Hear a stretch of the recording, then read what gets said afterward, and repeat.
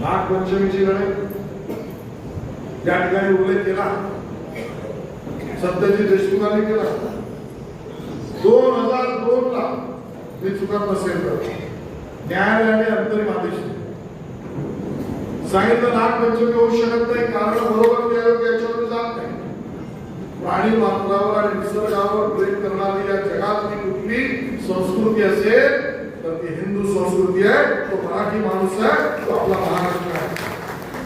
आणि त्या मुलांची तडजोड करण्याचं कारणच नाही. पण हजारो वर्षाची आमची परंपरा 2002 ला कुठल्याही कारणाने खंडित झाली. आणि ज्या परंपरेचा उल्लेख नाथ लीलामृत मध्ये आहे, करवीर महात्म्यामध्ये आहे, समर्थ रामदासांच्या श्लोकामध्ये आहे, महाराष्ट्र शासनाच्या 1969च्या गॅझेट मध्ये आहे आणि बालभारतीच्या धड्यामध्ये पण आहे. नागपंचमी बंद शल्य आमच्या मनात होतं आणि सत्यजितजी देशमुख या ठिकाणी देशाचे गृहमंत्री यांच्याशी तुम्ही संवाद संपर्क केला. भारतीय जनता पक्षाच्या सर्व नेतृत्वाने आम्ही बैलांची विनंती केली सभागृहामध्ये. त्यावेळेला आम्हाला सत्यजितजी भेटले, म्हणाले आता रस्ता कसा घे. मी म्हटलं गोरक्षनाथ महाराज आहे, रस्ता घे, आम्हाला लागू. उपेंद्र देवांशी संपर्क, मुख्यमंत्र्यांची बैठक, आमचे ते राव त्यांच्याशी संपर्क, पुन्हा एकदा मला संपर्क यांना दिल्लीला धाडलं.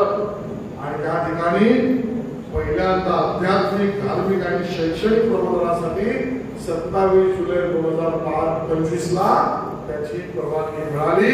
नागपंचमी आपण साजरी केली. मित्रांनो, गणेशोत्सवाचा उल्लेख केला. हे आमचे बंधू बसले, देशोधडीला लागण्याच्या आमच्या बुद्धिकांची कारवाई करण्याची परिस्थिती. सर्वोच्च न्यायालयाचा आदेश होता, मूर्त्या बनवू नका, डिस्प्ले करू नका, विकू नका. हे पाप काँग्रेस त्या काळामध्ये एमपीसीबी सीबीसीबीच्या गाईडलाईन. खरं तर आज मी तो सगळा विषय मांडत नाही, पण एकच मुद्दा मांडतो. ही बंदी आली त्यामध्ये असलेला न्यायालयासमोरचा दावा जो होता तो एका समाज संस्थेने केला होता. तो नदी प्रदूषित होते कशामुळे, तर गंगा घाटमध्ये असलेल्या आमच्या अंतर्क्रिया ज्या होतात त्याच्यामुळे गणपतीचा विषय नव्हता. तो विषय सुद्धा अयोग्य सुद्धा, पण त्याच्यावर भाष्य करत नाही. काँग्रेसच्या सरकारने गंगा घाटच्या त्या प्रकरणातल्या दाव्यामधल्या गोष्टीला प्रतिज्ञापत्र लिहिताना सांगितलं, होय आमच्याकडे गणपती सुद्धा. अरे बाबा, गणपतीचा विषयच नव्हता. तुम्ही गणपती तिथे घालण्याचा विषय काय आला? न्यायालयाचे आदेश आले आणि मग बरेच बाजूला आमच्या सगळ्या मित्रांनी लढा दिला. त्यावेळेला मी म्हटलं खातं माझ्याकडे नाही आहे, पण माझ्या आयटी विभागाअंतर्गत विज्ञान आयोग जरूर आहे. त्या विज्ञान आयोगाच्या माध्यमातून मी प्रयत्न करतो. विज्ञान आयोगाचे अध्यक्ष अनिल काकोडकर समितीसमोर विषय मांडला, त्यांनी अभ्यास केला, त्याच्यावरची माहिती घेतली, सर्वे रिपोर्ट दिला, अंतिम रिपोर्ट आला, न्यायालयासमोर मांडला. आणि न्यायालय जे देऊच शकणार नाही म्हटलं, त्या गणेशोत्सवाच्या मूर्ती बनवणं, विकणं आणि विसर्जित करणं सगळ्याला परमिशन मिळाल्या. बाबा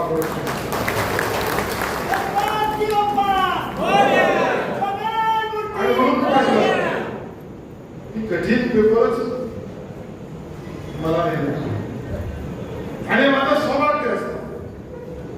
पण मनामध्ये ज्यावेळेला शंका येते ती या वेळेला येते की अशाच सगळ्या घटनांबाबतीत ती लोक आडवी काय करतात.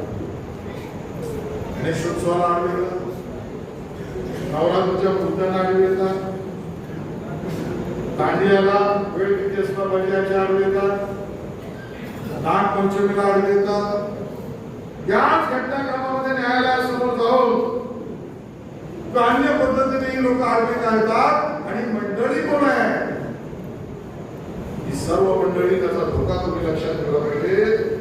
या सर्व मंडळींच्या मागे आपल्या प्रथा, परंपरा, व्यवस्था, धार्मिक निष्ठा आणि आपल्या विश्वास असलेल्या आंतरिक मनशांतीच्या विषयामध्ये येणारी आलेल्या लोकांच्या मागे शहरी नक्षलवादी हे शहरी नक्षलवादी आहेत आणि त्यांचे चेहरे वेगवेगळ्या ठिकाणी वेगवेगळे आहेत.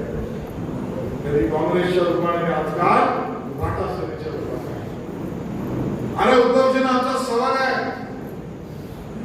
तुम्ही वेगळी हिंदुत्वाची गोष्ट करताय, पण मला तर आजपर्यंत मला कोणाच्या परिवारात बोलायचं नाही. सगळ्यांचा सन्मान देऊन सांगतोय, आम्हाला आजपर्यंत तुमच्या घरातल्या कुठल्याही भगिनी आणि आमच्या बहिणी वटपौर्णिमेची पूजा करताना कधीच दिसणार नाही.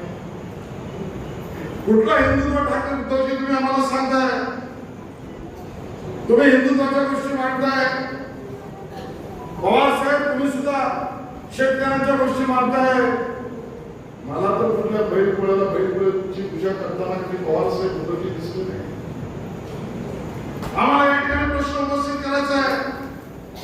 तुमच्या माझ्या घरात श्रावणात हरतालिका होते, पण या ठाकरे आणि पवार परिवाराचा कोणी हरतालिकेचा उपवास करताना आम्हाला दिसला नाही.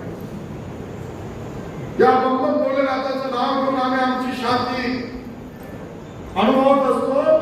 त्या महाशिवरात्री शंकर मंदिरात जाताना मला कधी ठाकरे आणि पवार परिवार दिसले नाही. मला एक प्रश्न उपस्थित करायचा आहे. नागपंचमीला नागाची पूजा करताना कधी ठाकरे आणि पवार परिवार आम्हाला दिसलं नाही. त्याचं सोडाच या मुंबईत राहून त्या चैत्यभूमीवर संविधान कर्त्या डॉक्टर बाबासाहेब आंबेडकरांच्या अभिवादन करून नतमस्तक व्हायला मुख्यमंत्री असताना एकदाच उद्धवजी सोडून त्यापूर्वी त्या आधी कधीच गेले नाही. ही मंडळी वेगळी आहे. ज्यांना महाराष्ट्रातल्या भूमीतल्या मातीतल्या सण उत्सव परंपरा महानुभव महाव्यक्ती यांच्याशी काही घेणं नाही. यांना केवळ राजकारणाने या आपल्या असलेल्या परंपरा आणि महाराष्ट्र धर्म यामध्ये यांची कधीच सहभाग नाही.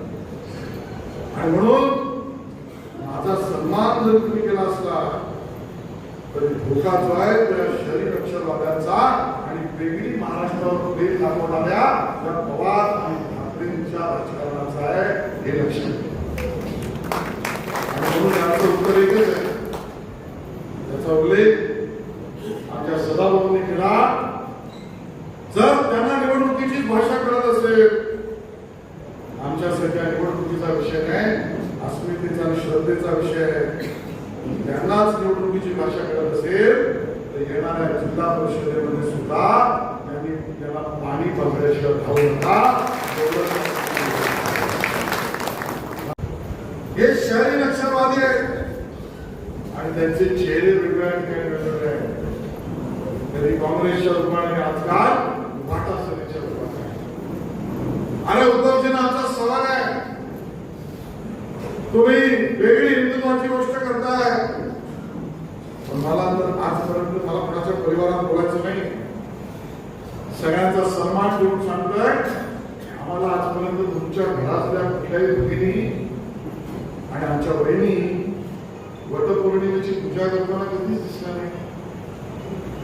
कुठला हिंदुत्व ठाकरे उद्धवजी तुम्ही आम्हाला सांगताय? तुम्ही हिंदुत्वाच्या गोष्टी मांडताय. पवार साहेब तुम्ही सुद्धा शेतकऱ्यांच्या गोष्टी मांडताय. मला तर कुठल्या बैलपोळ्याची पूजा करताना कधी पवार साहेब उद्धवजी दिसले नाही. आम्हाला एक प्रश्न उपस्थित करायचा आहे. तुमच्या माझ्या घरात श्रावणात हरतालिका होते, पण या ठाकरे आणि पवार परिवाराचा कोणी हरतालिकेचा उपवास करताना आम्हाला दिसला नाही. या बंबन भोलेनाथाचं नाव घेऊन आम्ही आमची शांती अनुभवत असतो. त्या महाशिवरात्री शंकर मंदिरात जाताना मला कधी ठाकरे आणि पवार परिवार दिसले नाही. मला एक प्रश्न उपस्थित करायचा आहे. नागपंचमीला नागाची पूजा करताना कधी ठाकरे आणि पवार परिवार आम्हाला दिसलं नाही. त्याचं सोडाच या मुंबईत राहून त्या चैत्यभूमीवर संविधान कर्त्या डॉक्टर बाबासाहेब आंबेडकरांच्या अभिवादन करून नतमस्तक व्हायला मुख्यमंत्री असताना एकदाच उद्धवजी सोडून त्यापूर्वी त्या आधी कधीच गेले नाही. ही मंडळी वेगळी आहे.